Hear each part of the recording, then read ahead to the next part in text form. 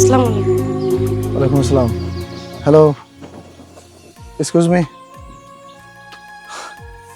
কিছু বলবো? আপনি যদি কিছু মনে না করেন, কিছু কথা বলতে পারি আপনার সাথে? জি, বলেন। না মানে বলছিলাম, আপনার বাড়ি কি এই গ্রামেই? জি, আমার বাড়ি এই গ্রামে। ওই যে ওইটা আমাদের বাড়ি। ও আচ্ছা আচ্ছা, বলছিলাম আপনার নামটা জানতে পারি? আমার নাম কাজল। বাহ, নাইস নেম। আপনার বাবার নাম? বাবার নাম ইমান আলী। আপনি কি করেন? আমি এখন পড়ালেখা করি। ও আচ্ছা আচ্ছা, গুড, ভেরি গুড। আহ, রাস্তার মধ্যে দাঁড়িয়ে কথা বলাটা ঠিক হবে না। এই এলাকার লোকজন তেমন একটা ভালো না। যদি দেখে আমি কোনো ছেলের সাথে দাঁড়িয়ে কথা বলছি, তাহলে হয়তো বা খারাপ বলতে পারে। আমি তাহলে চাই। ঠিক আছে।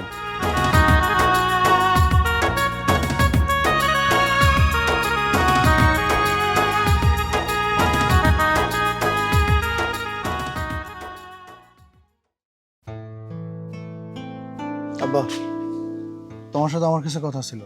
কি কথা বল? তুমি তো আমাকে বিয়ে করানোর জন্য এদিক ওদিক অনেক মেয়েই দেখেছো, কোনো মেয়ে আমার পছন্দ হয়নি বলেই আজ পর্যন্ত সংসার করতে পারিনি।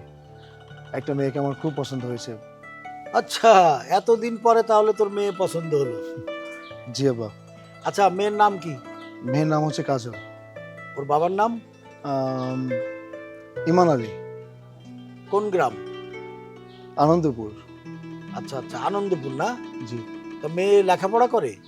হ্যাঁ, মেয়ে লেখাপড়া করে, তাই তো বললো আমাকে। তোর বাবার আর্থিক অবস্থা কেমন? আবার তা আমি জানি না, তবে দেখে মনে হলো যে মধ্যবিত্ত হতে পারে। আচ্ছা যাক, সেটা কোনো অসুবিধা নাই। তোর যখন মেয়ে পছন্দ হয়েছে, আগামীকাল যে খোঁজ খবর নিয়ে দেখে তারপরে একটা ব্যবস্থা নেব, ঠিক আছে? জি আব্বা। আর চিন্তা করিস না, হ্যাঁ? তুই ভিতরে যা, আমার পুবপাড়া একটা মিটিং আছে। জি আব্বা। আমার মাইয়া ছোট মানুষ, ওর এখনো বিয়ের বয়স হয় নাই। আমি ওরে বিয়ে দিব না। আপা, মেয়ে দেখলেই তো বিয়ে হয়ে যাচ্ছে না। আমরা অনেক দূরের থেকে আশা করে আসছি, মেয়েটাকে দেখান, তারপরে মেয়ে বিয়ে দেবেন কি দেবেন না সেটা আপনাদের বিষয়। ভাবি, আমি এদেরকে চিনি। রসুলপুর গ্রামের খুব সম্মানী লোক। যদি বিয়ে হয়ে যায়, আপনার মেয়ের গুড়িলাল অনেক পয়সালা। ভাইজান, ঠিক আছে, আপনারা যখন এত করে কইতেছেন, আমি মাইয়ারে নিয়ে আসতেছি। যান যান, সমস্যা নেই, আমি আছি, যান যান। আচ্ছা ঠিক আছে, তাহলে আমি মাইয়ারে নিয়ে আসি। জি বাবা মোল্লা, ভালো একটা কথা বলছো তুমি। আমি আপনাকে চিনি তো, এলিয়ে তো কইলাম। না ঠিক আছে।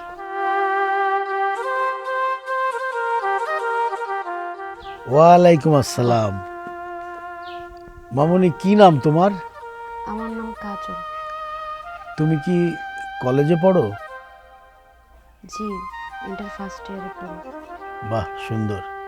আচ্ছা মা, তুমি কি কোরআন শরীফ পড়তে পারো? কোরআন শরীফ পড়তে পারি। একটু আমাদের সূরা ফাতিহাটা একটু শোনাও তো। বিসমিল্লাহির রহমানির রহিম। আউযু বিল্লাহি মিনাশ শাইতানির রাজিম। বিসমিল্লাহির রহমানির রহিম। আলহামদুলিল্লাহি রাব্বিল আলামিন। আর রহমানির রহিম। মালিকি ইয়াউমিদ্দিন। ইয়াকা না'বুদু ওয়া ইয়াকা নাস্তাইন। ইহদিনাস সিরাতাল মুস্তাকিম। সিরাতাল লাযিনা আন'আমতা আলাইহিম গায়রিল মাগদুবি আলাইহিম ওয়ালাদ-দাল্লিন। আমিন। আমিন আমিন আমিন। বাহ বাহ। আপা, তো ঠিক আছে, ও ভিতরে যাক। মাশাল্লাহ, আমাদের পছন্দ হয়েছে মেয়ে। বাবু মোল্লা, ভালো, মেয়েটা পছন্দ হয়েছে। বসেন আপা। আপা, আপনার মেয়েটা আমাদের খুবই পছন্দ হয়েছে। তাছাড়া আমার ছেলেও পছন্দ করছে। আর মেয়েটা বেশ মাশাল্লাহ পরহেজগার, সূরা ফাতিহা পড়ে আমাদেরকে শোনাইছে। আমার কলিজাটা জুড়াই গেছে। তো আপা, মেয়েটাকে আমি আমার বাড়ির বউ করে নিতে চাই। ভাইজান, আমি তো আগেই কইলাম, আমার মাইয়াডারে আমি এখন বিয়ে দিব না। ওরা আমি লেখাপড়া শিখামো। আর তাছাড়া আপনারা বড় লোক, আমরা গরিব, আপনাদের সাথে কি আর আমাগো যায়? ভাবি এরকম ফ্যামিলি পাবেন না, কিন্তু আমি নিশ্চিত এই ফ্যামিলিতে যদি আপনার মেয়ের বিয়ে হয়, মেয়ের শান্তির শেষ নাই। তো ও খুব ভালো মেয়ে, এরাও খুব ভালো ফ্যামিলি। আপনি গরিব মানুষ হিসেবে এরকম ফ্যামিলি পাবেন না। আপা, নিজের প্রশংসা আর নিজে কিভাবে করি?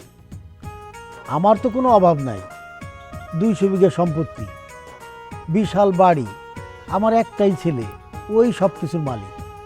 আর এই বাড়ির রাজত্ব কে করবে? রাজরানী কে হবে? আপনার মেয়েই হবে। আমারও যদি 2টা ডাইল ভাত দেয় খাবো, নাইলে না খাবো, ওদেরই তো সব কিছু। সুতরাং আপনি অমত করেন না। যদি পড়ালেখা করতে চায় তাও কি করাইবে, আমার চিন্তা কি?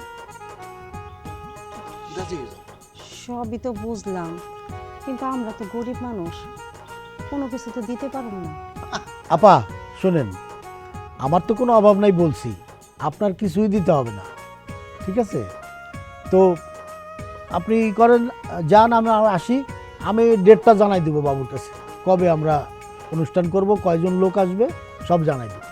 আমরা তাহলে আসি। আসসালামু ভাইজান, আলাইকুম। একটু নাস্তা পানি করে যাইতেন। না না না, সেইটা আর দরকার হবে না, ওই একদিনে এসে আমরা খাবো। চলো বাবা। বাবু ভাই, এরা লোকজনের কথা বললো, কতজন লোক আসবে? আমি বেশি লোক আসলে তো পারুম না। আরে তুমি কোনো চিন্তা করো না, শোনো, ওই যে মাহফুজের বাপ আছে না, শুধু টাকা লাগে, এতনে যে লাখখানি টাকা পাতো তেনে ঘরে রাখো। এই ছেলের সাথে যদি তোমার মেয়ের বিয়ে হয়েই যায়, তোমাকে টাকার কোনো অভাব আছে নি। বাবু ভাই, 1 লাখ টাকা কম কথা, এই 1 লাখ টাকা আমি শোধ করুম কেমনি? হ্যাঁ, বিয়ের সাথে আগে হয়ে যাও, তারপরের ব্যবস্থা পরে আমি করে দেবো না, তুমি চিন্তা করো না, বুঝছো? আচ্ছা ঠিক তাহলে আছে। এখন আমি যাই, তুমি জামাই পড়ো, বোরের সাথে দেখা করে 1 লাখ টাকা ধান্দা করে আনো আগে, ঠিক আছে? আচ্ছা ঠিক আছে। বাবু ভাই তো কয়ে গেল, কিন্তু আমার মধ্যে তো চিন্তা ঢুকে গেছে, কেমনে যে কি করি আল্লাহই জানে।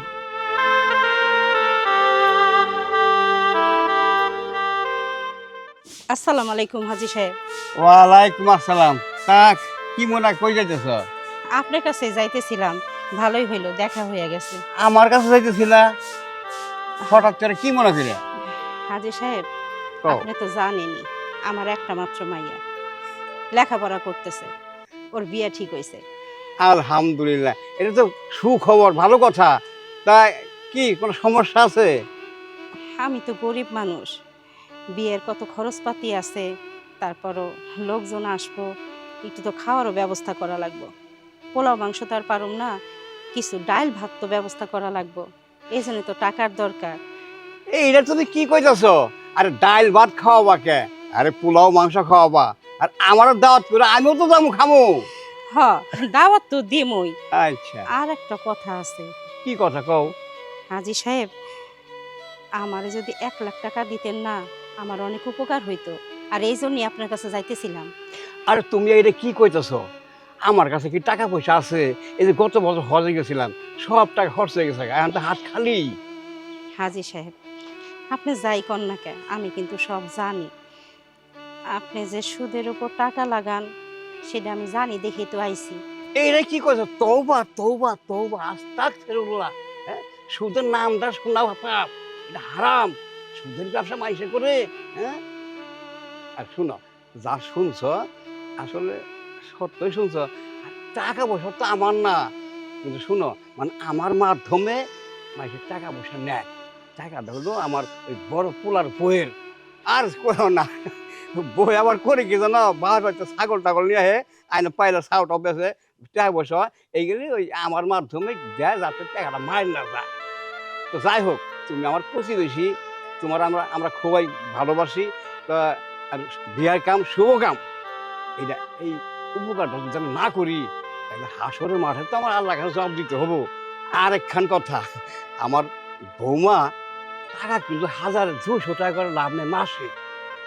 তা শুনো, তুমি গরিব মানুষ, তোমার মাসে 150 টাকা করে লাভ নেবে। তো 1 লাখ টাকা মাসে আসে 15,000 টাকা।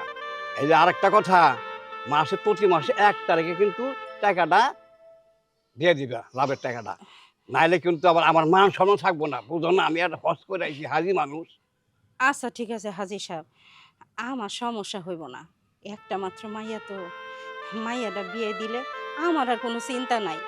আচ্ছা ঠিক আছে, তুমি যখন এত গরিব কইতেছ, তুমি বিকেলবেলা আমার বড় ছেলে কাছে যাবা, দেখো না বাড়ির দলিলপত্র আবার নিয়ে যাইও। কারণ হায়াত মতের কথা বোঝা যায় না তো, আমি মরে যদি যাই তখন টেহাটা আবার মার যাবো না, তুমি দলিল দিয়ে টেহাটা নিয়ে আসো, ঠিক আছে? আচ্ছা ঠিক আছে, আচ্ছা ঠিক আছে, তাহলে আমি এখন যাই। আচ্ছা যাও। আসসালামু আলাইকুম। ওয়ালাইকুম আসসালাম, যাও।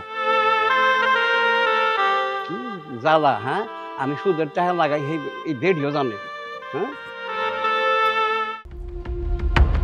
আসসালামু আলাইকুম আব্বা। ওয়ালাইকুম আসসালাম। তা আব্বা যান কই যাইতাছেন?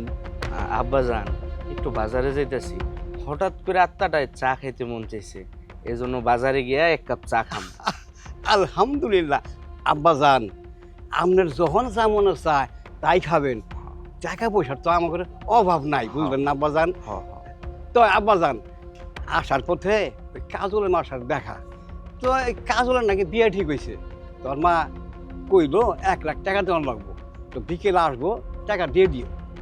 আব্বা, আপনার আমি বলছি যে আপনার বয়স হয়েছে, এখন এই মানি ব্রোকিং এর যে বিষয়টা আছে এটাতে আপনি আর যায়েন না। এটার দায়িত্ব সম্পূর্ণটা আমার উপর দিয়ে দেন। এই যে আপনি হাজি মানুষ হইয়া কাজলের মায়ের একটা কথা দিয়েছেন কি তার 1 লক্ষ টাকা দিবেন, এটা বলার আগে কি আপনি একটাবার চিন্তা করছেন তাদেরকে যে আমরা 1 লক্ষ টাকা দিব, তারা কি লক্ষে 20,000 টাকা আমাদেরকে দিতে পারবো না, কারণ তাদের ইনকামের হাত নাই।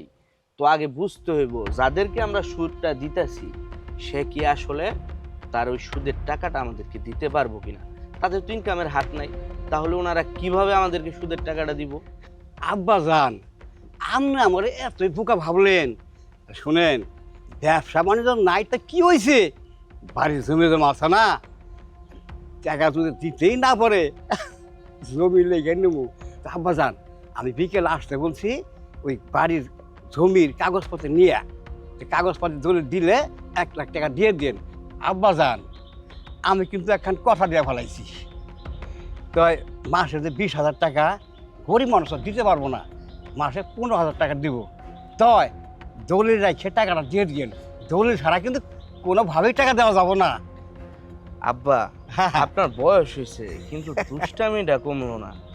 আপনি একটা জিনিস আব্বা, আপনার কাছ থেকে অনেক কিছু শিখার আছে। এই যে দেখেন, 5,000 টাকা ছাইরা তার কাছে বালা সাজলেন, আবার সুদে টাকাটাও লাগাই দিলেন, তাহলে কি হইলো? রত দেখা হইলো, কলাও বিক্রি করা হইলো। আপনি একটা জিনিস আব্বা, ঠিক আছে আমি চা খাইতে যাই। আর টাকা দেওয়ার সময় বুঝায় কই দিন, টাকাটা কিন্তু আমার না, টাকাটা বইয়ের টাকা। হ্যাঁ, আচ্ছা আচ্ছা, ওইটা আমি কমনে শোনেন, আপনার আমি বলছি যে আপনি একজন হাজি মানুষ, আপনার হাতের তসবি কই? ওই গ্রামে হ্যাঁ, গেছিলাম তো। হয়েছে আমি বুঝছি। আর এমনিতেই টাকা নাড়াচাড়া করেন, একটু তসবি মসবি গুনবেন, মানুষ একটু ভালো যাই আব্বা আমি আচ্ছা দোকানে যাই। যাও যাও। বাবা মাহফুজ, তোমার বাবা কিছু বলছে? হ্যাঁ বলছে, আব্বাই তো সব কথা ভুলে গেলেও মানুষকে উপকার করার কথাটা ভুলে না। বলছে কাগজ আনছেন জমির? হ্যাঁ, এই যে।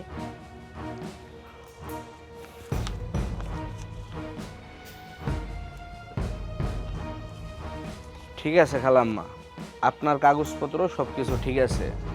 আব্বা আপনারে কি কইছে না কইছে ওইটা আমি জানি না, কিন্তু আমি আপনার সাপ 2-3টা কথা বলে দিতেছি। এই কথাগুলো কিন্তু মনে রাখতে হইব, নাহলে আপনারও সমস্যা আমারও সমস্যা। শোনেন, আব্বা নেয় 20,000 টাকা লাখে, আপনারা দিছে 15,000 টাকায়, আমি মাইনা নিছি। কিন্তু খালা, আপনি আসল টাকা যেদিন খুশি ওই দিন দেন, আমার কোনো সমস্যা নাই। লাভের যে 15,000 টাকা আছে আপনার হাতে প্রতি মাসের 1, 2, 3 এই 3 দিন সময়, এই 3 দিনের মধ্যে আমার হাতে না লাভের টাকাটা বুঝাই দিয়ে যেতে হইব। আর আব্বা আমার একটা কথা বলে গেছে, আব্বা যে আপনার লাভের যে টাকাটা লাগাইতেছে, আব্বা হজ করে আইছে, আব্বা এগুলা টাকা নাড়াচাড়া এখন করে না, এইটা হইতেছে আপনাকে বৌমার টাকা। আমি আমার শ্বশুর বাড়ি থেকে কিছু অল্প টাকা নিয়ে আসছি, ওইটারে আমি বুকিং করি, বুকিং তো বুঝবেন না, মানে নাড়াচাড়া করি। সুতরাং আপনি যদি দেরি করেন 1 মাস 2 মাস 3 মাস যদি আপনি টানা সুদ না দেন, আপনার এই জমির কাগজ আমার হয়ে যাইব, বিপদ আপনার হইব, সম্পত্তি আমার হয়ে যাইব। কথাটা মনে থাকবো? থাকবো বাজান। ঠিক আছে। আপনার বৌমা আবার এত কথা পছন্দ করে না, ও অল্প কথার মানুষ, অল্প কথা পছন্দ করে। এই নিপা, ওই ডয়ের থেকে 1 লক্ষ টাকার একটা বান্ডেল নিয়ে আসো তো। আব্বা যে কেন মানুষের এত উপকার করতে চায়, আব্বারে আল্লাহ একটা মন দিছে। মানুষের উপকার করতে করতে বৃদ্ধ হয়ে গেল। আর বলো না, এই যে আব্বারে না করি যে মানুষটার উপকার করতে হইব না, ওই যে খালারে কথা দিয়া ফেলাইছে 1 লক্ষ টাকা দিব, অনেকে আমি না দিয়া পারি? একটা হাজি মানুষের জবান, ওটার মূল্য আছে না? জান খালা জান, কথা বলেন না জান। ধন্যবাদ তোমার বাবা। আচ্ছা ধন্যবাদ। আপনারে কি কইছিলাম দলিলটা দেন, জোর করে আমার হাতে দলিলটা দিয়ে গেছে, দেখছো? আচ্ছা, এই সুদের ব্যবসা কবে বন্ধ করবা কও তো? কি শুরু করছো? এখনো সুদ খাইতে হইব? আব্বা তো হজ কইরা আইছে। আহারে, মানুষের উপকার করি ওইটাও ভাল লাগে না? আমরা কি এখন সুদ খাই? আমরা কি এখন টাকা নাড়াচাড়া করি? টাকার বিনিময়ে টাকা নেই না। আমরা এখন মানুষের সেবা যত্ন করতেছি। সামনে আমি ইলেকশন করবো এই জন্য। আর আব্বা তো ভুলেও সুদ খায় না এখন। সুদ আগে এক সময় খাইতো, ওইগুলো হচ্ছে অতীত। এখন বর্তমানে আব্বা কোনো সুদ খায় না।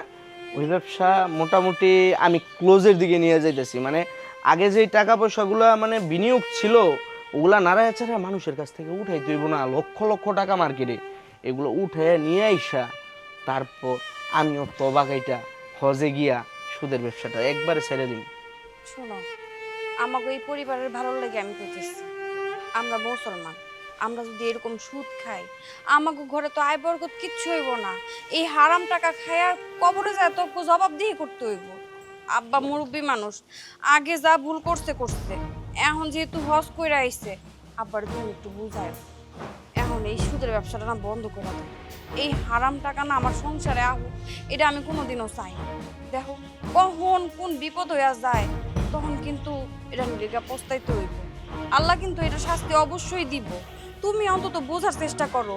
তুমিও যদি এই সুদ খাইতে খাইতে তোমার বয়স হয়ে যায়, তুমি যদি শেষ বয়স হয়ে এরকম হয়, তখন কি জবাব দিবা আল্লাহর কাছে যায়? তুমি কও। দেখছো, আল্লাহ আমার কি একটা ভাগ্য দিছে। আহারে, তোমার মতো একটা বউ আমার ঘরে আল্লাহ বউ ফিরে পাঠাইছে। আলহামদুলিল্লাহ, আলহামদুলিল্লাহ। আমি তোমারে কথা দিতেছি, মার্কেটে যেই টাকাগুলো বিনিয়োগ আছে, এই টাকাগুলো উঠাইয়া আমি সুদের ব্যবসা তওবা কেটা ছেড়ে দিব। তওবা তওবা। এখন চলো ঘরে চলো, দুপুর হয়ে গেছে, ক্ষুধা লাগছে, চলো।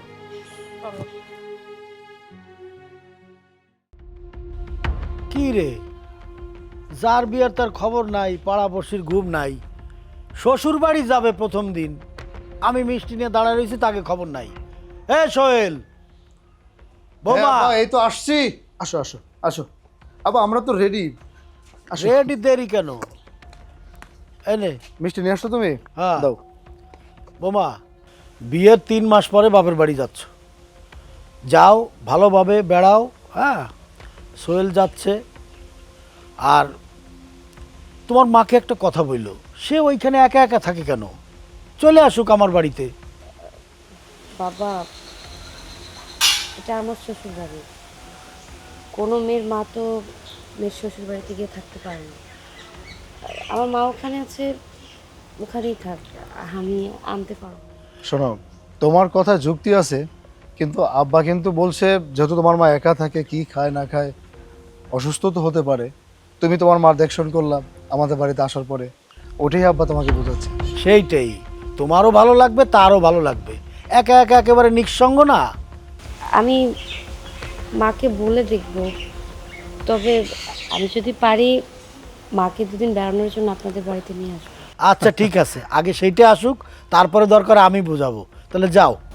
হ্যাঁ, আব্বা, আমরা 2জন প্রথমবারের মতো যাচ্ছি আমাদের বাড়িতে, আপনিও আমাদের সাথে গেলে ভালো হতো। না না না, সেইটা ঠিক আছে, তোমরা একটু যাও, রিল্যাক্স করে বেড়াও, আমি পরের বার যাব, ঠিক আছে? না বাপ, আমার বউ কিন্তু সত্য কথাই বলছে, ভালো কথা বলছে। তুমি আমাদের সাথে গেলে ভালো হয় না? আরে আমার একটু কাজ আছে, তো জরুরি কাজ আছে, এগুলো তুমি সেরে একা মানুষ, আবার রান্না বান্না কি একটা কষ্ট। কোনো অসুবিধা নাই। ওই যে বৌমা রান্না করে ফ্রিজে রাখছে না, আমি একটু গরম করবো আর খাবো। আর কাজের লোক তো আছেই। বাবা, তাহলে আমরা যাই। আচ্ছা, আলহামদুলিল্লাহ, যাও, বেড়ায় আসো, আর তোমার মাকে আমার সালাম দিও। আচ্ছা ঠিক আছে। আচ্ছা আচ্ছা, বেঁচে থাকো মা। ঠিক আছে, যাও। চলো। যা সোহেল। হ্যাঁ। হ্যাঁ। বাহ, খুবই শান্তি লাগলো। ছেলেটা তার বউ নিয়ে শ্বশুর বাড়ি যাচ্ছে, মাশাল্লাহ।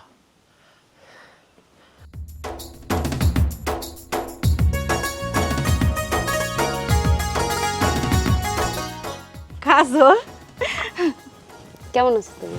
আছি, ভালো আছি। আসসালামু আলাইকুম। ওয়ালাইকুম আসসালাম। ভালো আছেন মা? হ্যাঁ, ভালো আছি। থাক থাক বাবাজি, এতদিন পর মায়ের কথা মনে পড়লো। সংসারে তো আর মেয়ে মানুষ না, এই জন্য আমার শ্বশুর আমার নিজে জোর করে আরো পাঠাইছে। ভালো করছে। এখানে দাঁড়ায় কথা কবি, চল ভিতরে যাই। আসো বাবাজি। চলো।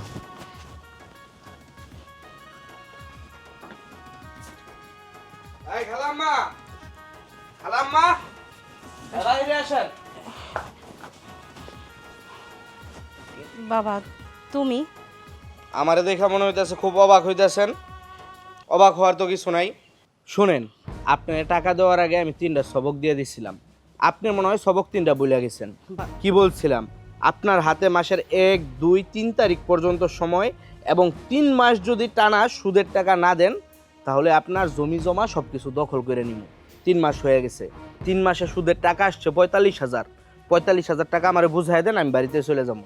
বাজান, একটু আস্তে কথা বলো। আমার ঘরে মেয়ে আর মেয়ের জামাই আসছে, আর আমি তো কইছি দিয়ে দিব। ও, জারু ছিলায় মিষ্টি খান, মোল্লা চিনেন না। আমার বাপে মায়া কইরা আমার মাধ্যমে আপনার টাকা দিচ্ছে মাইয়ারে বিয়ে দেওয়ার জন্য। এখন মাইয়ারে বিয়ে দিয়া নদী পার হয়ে গেছেন, মাঝির কথা বইলা গেছেন না। সুদের টাকা দেন। আপনার মেয়ের জামাই ঘরে না মেয়ে ঘরে, এগুলো আমার দেখার সময় না। আমার টাকা আমারে বুঝাইয়া দেন, আমি টাকা না নিয়ে যাবো না। বাজান, তুমি তো ভালো করেই জানো ইনকাম করার মতো লোক আমার ঘরে নাই, তাই একটু সমস্যা হইতেছে। তবে কথা দিতেছি আমি দিয়ে দিব। এখন তুমি যাও, আমার মেয়ের জামাই শুনলে কি ভাববো। শুনেন, আপনি কাজ করে টাকা দিবেন নাকি ভিক্ষা করে টাকা এনে দিবেন ওইটা আমার দেখার বিষয় না। আমার টাকা আমারে দেন, নাইলে আমি বাড়ি দখলে আমু। এটা কেমন কথা? বাড়ি দখলে আসবেন মানে? আমার মার সাথে এরকম খারাপ ব্যবহার করতেছেন কেন আপনি? আরে বাপ রে বাপ, গলার শব্দ তো দেখা যায় অনেক উঁচায় উঠে গেছে। বুঝছি, মনে হয় বড় লোক বাড়িতে বিয়ে হয়েছে। গায়ের মধ্যে দামি শাড়ি, নাকের মধ্যে স্বর্ণের নাক ফুল, কানের মধ্যে স্বর্ণের কানের দুল। শোনো, নদী পার হইয়া যদি মাঝি বুইলা যাও সমস্যা। আমার বাপের টাকা দিয়া কিন্তু তোমার বিয়ে হয়েছে। তোমার মা আমার বাপের কাছ থেকে গিয়া টাকা আনছে, ওই টাকা এখন পরিশোধ করে না, এই জন্য আমি এই বাড়িতে আসছি। কি কইতেছেন? হ্যার বাপের টাকা দিয়ে আমার বিয়ে হয়েছে মানে?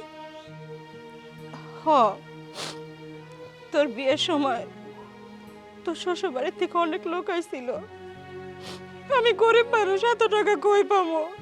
বিয়েতে তো অনেক টাকা খরচ হয়েছে, তাই আমি দিশা না পাই ওর বাপ হাজি সাহেবের কাছে গেছিলাম। সুদের পর 1 লক্ষ টাকা আনছি, আইনে তোকে বিয়ে দিছি। এখন আমি তার ইনকাম করি না, সুদের টাকা কই থেকে দিব? 3 মাস টাকা দিতে পারি নাই, তাই বাড়ির পড়াইছে। খালাম্মা, সুদের কথা কইয়া আমার অপমান করবেন না। আমরা এটারে মানি ব্রোকিং বলি। টাকা বিনিয়োগ কইরা টাকা কামাই, এটা কোনো সুদ না। আপনি আমার এইভাবে অপমান করতে পারেন না সুদের টাকা বইলা। মানি ব্রোকিং বলেন? হ্যাঁ, আপনার বাপ না হাজি, তার না সবাই সম্মান করে। সে হাজি সাহেব হইয়া কিভাবে সুদের ব্যবসা করে? হ্যাঁ, এটা কি আমার গ্রামের লোকজন কেউ জানে? জানে, সবাই ওনার কাছ থেকে সুদে টাকা আনে। দেখো বোন, আমি তোমার একটা কথা বলি। তুমি আসলে এই বাড়ির মাইয়া, পরে আরেক বাড়িতে আরেকজনের বউ হয়ে গেছো। তুমি আমগো ঝামেলার মধ্যে জড়ায়ও না। তোমার মান সম্মান যাইবো, তোমার জামাইয়ের মান সম্মান যাইবো। তুমি যেইভাবে আছো থাকো। আমি তোমার মার কাছ থেকে টাকা পাই, টাকা দেখি উঠাইতে পারি কিনা। যদি টাকা দিতে না পারে তাহলে পুরো সম্পত্তি না নিলেও ওর দেখে আমি নিয়ে নিব। টেনশন করো চুপ করেন। আমার মা আপনার কাছ থেকে টাকা নিছে, টাকা যদি না নিত না তাহলে এখন আপনি এই জায়গায় দাঁড়াই থাকতে পারতেন না। হাজী সাহেবের পোলা, আপনি তাই আপনার সম্মান করতেছে, কিন্তু আপনার বাপে হাজী সাহেব হইয়া সে যে সুদের ব্যবসা করে এর একটা বিহিত তো মেসকে কই রইছে মা। চলো মা। এই ভাই, আপনি আপনার বউকে নিয়ে বাড়িতে আচ্ছা, চলে যান। এই মা চলো। আপনাকে মান এই শোনো, তোমার যেতে হবে না, ব্যাপারটা আমি দেখছি। চলো ঘরে চলো। আমি যেহেতু কইছি তার মানে আমি ওই বাড়িতে যাব। বোন চলো। বোন, সত্য কথা শোনো, আমার বাপ সুদের ব্যবসা করে না, সে হাজি মানুষ, 5 ওয়াক্ত নামাজ পড়ে, তসবি নিয়ে ঘুরে। আমি আমার শ্বশুর বাড়ি থেকে অল্প কিছু পুঁজি নিয়ে আসছি, ওইটা আমার বউয়ের টাকা, ওইটা আমি নাড়ায় চাড়ায় খাই। বোন, অহন তুমি আমার বাড়িতে যাও না, মহাপেশ লেগে যাবো। ও তাহলে হাজী সাহেবের বাড়ির বউ হইয়া সে সুদের ব্যবসা করতেছে, আর হাজী সাহেব কি বইয়া রইছে? হ্যাঁ, আপনি আমার মারে যেসব কথাবার্তা কইছেন। কাজল, এই শোনো, কাজল, যাও এই তো শোনো দরকার আমার নাই। কথাটা।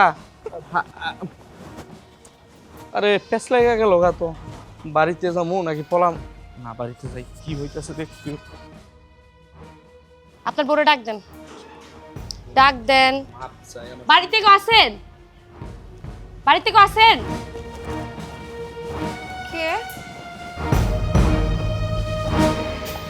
এটা আপনার বউ? কি হইছে? আপনি তাইলে এর বউ, তাই তো? হ্যাঁ। আপনি হাজী বাড়ির বউ হইয়া সুদের ব্যবসা করেন, কেমন মহিলা আপনি?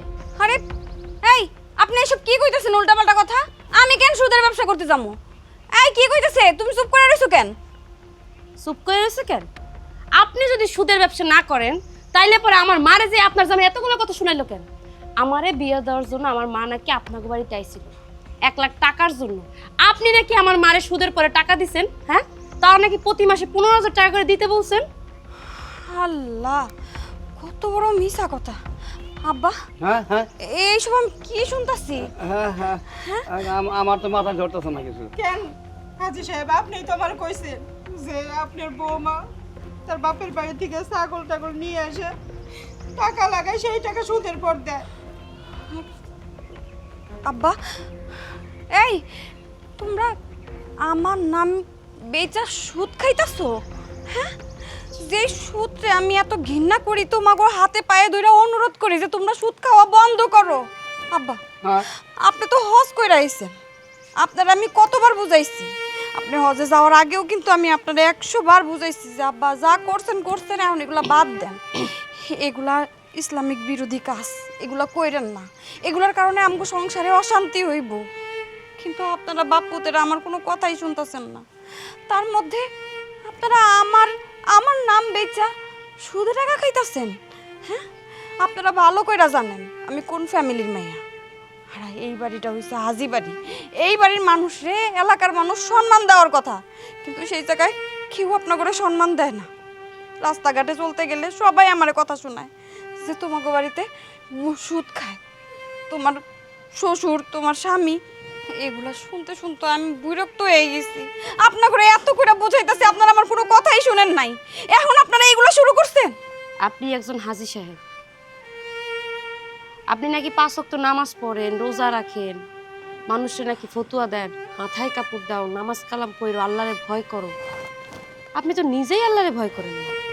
আমরা তো ধরেন ঠিকঠাক মতো নামাজ কালাম পড়ি না, তা না হয় মানলাম, কিন্তু আপনি এই যে নামাজ কালাম যাই পড়েন না কেন, আল্লাহর কাছে যাই তো আপনার একদিন হিসাব দিতে হইবে, তখন আপনারা কিন্তু আল্লাহ ছাইরা দিবেন। এই কথাটা আমি সব সময় আপনার করে বোঝানোর চেষ্টা করছি, আমরা মুসলমান। আব্বা, আপনি কেমনে ভুলা গেলেন? আমাগুলোকে কত কিছু হারাম করছে, কিন্তু আপনারা সেগুলো মানতেছেন না। এই বাড়িতে বউ হয়ে আসার পরে আমি যখন শুনছি আপনারা সুদের ব্যবসা করেন, আপনাদের অনেক সুন্দরভাবে বুঝাইছি। আপনারা তো অনেক বড় অন্যায় এমনিই করতেছেন, তার মধ্যে এই সুদের ব্যবসার মধ্যে আমার নাম জড়াইছেন।